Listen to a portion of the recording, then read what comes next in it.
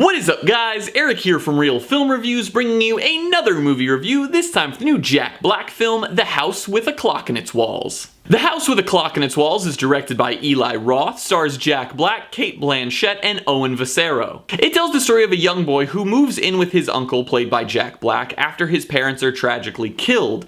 Jack Black's best friend, Cate Blanchett, who is his neighbor, is also there, and they all hang out at his house the first night when he gets there, but he realizes there's a lot of odd things about this house and about them. So he begins to investigate, and eventually Jack Black comes clean and tells him that he is a warlock and Cate Blanchett is a witch, and he agrees to teach him how to be a warlock. But there's a secret in this house that there is a clock in the walls that was built by an evil warlock, and they have to figure out how to stop it because they don't know what happens when it gets down to zero. Now, I have to give props to Eli Roth because this movie is honestly unlike any other movie that I've seen so far this year. It's well directed for the most part, it's an interesting story, it's got fun performances, but it's just got the oddest tone of any film that I've seen so far this year, because this movie can't really decide whether it wants to be like a children's comedy similar to like a Goosebumps, or if it wants to be almost like a kid's horror film, because this movie is pretty scary to be considered a kid's film, but I think that adds intrigue to it almost. Like, all of the performances are good. I liked Owen Vicero as the young boy. He does a good job in the performance. Nothing mind-blowing or anything, but he was fine. Jack Black and Cate Blanchett surprisingly have great chemistry on screen. Like, they were very funny together as a duo, which I would have never expected in my whole life. But between the two of them, we definitely get a lot of laughs, and there's other jokes made throughout the film. But this movie's also filled with very dark imagery of the horrors of war and demons and scary things to kids. Like, things that if I was a kid, I feel like would have genuinely freaked me out. But at the same time, it's very funny and childish, and it has this very odd tone that's combining these two things that just don't match. I was entirely alone in the theater that I saw this film, and this movie was funny enough that even being in there alone, I was laughing out loud at some of the comedy in this film, but at the same time, I was just very confused by the tone. And that's not to say that I didn't enjoy the tone, it's just that it's unlike any other tone I've seen in a film. I do have my issues with the film, though most of them are fairly minor. The CGI in the film is pretty bad, it all looks really fake, but it honestly doesn't play as big of a role as I expected it to, so it was okay. Like, it pulls you out of the movie, but it's not, like, the worst CGI you've ever seen.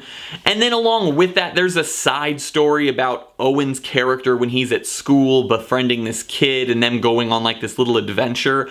But really, that's just to serve one purpose in the main story, and then once that purpose is served, anytime that story shows up, it kind of feels forced and messes with the pacing of the film. I honestly felt like that side story really slowed the pacing of the film a lot, being as what you care about is Jack Black and Cate Blanchett and the way that they interact with Owen in terms of teaching him magic, and I felt like that side story was just there to try to make him feel like a normal kid, even though the plot of this film very much showcases that he's not in any sort of normal situation. And then while I was laughing at the movie, there definitely was a lot of comedy that hit for me. There were definitely some extremely immature jokes in the movie that completely missed their mark. They were just dumb jokes that when they happened, I get why a kid would laugh, but if you're older than the age of like 12, you probably wouldn't laugh at some of the more just stupid comedy jokes that exist in the film. And then the last thing that I feel like I have to talk about, as I mentioned it previously, is the tone of this film.